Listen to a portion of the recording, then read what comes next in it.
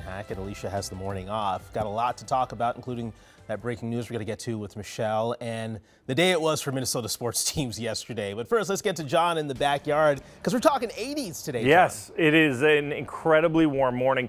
Stepping outside, it is almost confusing. It isn't well into the 60s, and we're going into the 80s, almost record-breaking. The record today is 88, which is that's a hard one. That's an anomaly even for records. 65 out there in the Twin Cities. I have to say that because Aries and Brainerd and St. Cloud, you did cool down. It's definitely a cooler morning.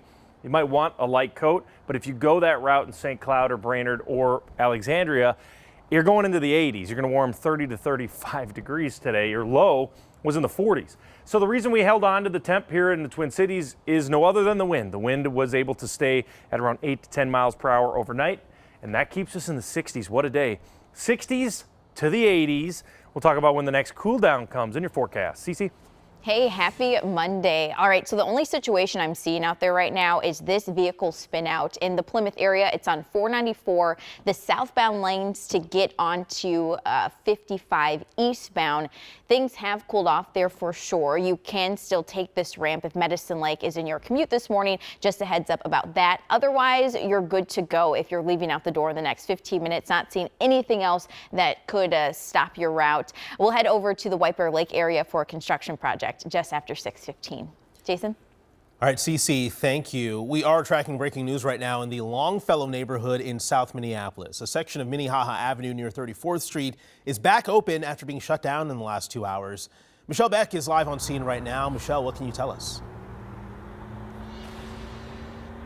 Well, Jason, what a witness told me he saw here on Minnehaha Avenue unfolded in just about 6 minutes. It was strange and shocking, both of that. And it's left questionable remnants like the one you see here behind me, the dent in the back left-hand side of this car here parked on the street. And take a look at this video. Here is the silver SUV that had crashed into it before it was towed away in the last 2 hours. The witness I met actually called 911 when he heard a man yelling for help in a car 3 blocks down from where we are. The witness says a man was in the front while a woman was in the back seat. They crashed and both left the car. The man was seen stumbling out onto the street, and that is where we saw police collecting evidence, including what I overheard was a hat. The man was seen bleeding all over before ambulances came here on scene. And at this time this morning, we are waiting to get some more details from police about what exactly happened here.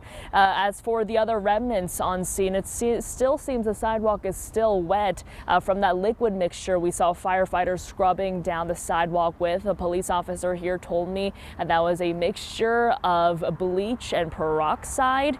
Again, Jason, we are still working to get the latest on what happened.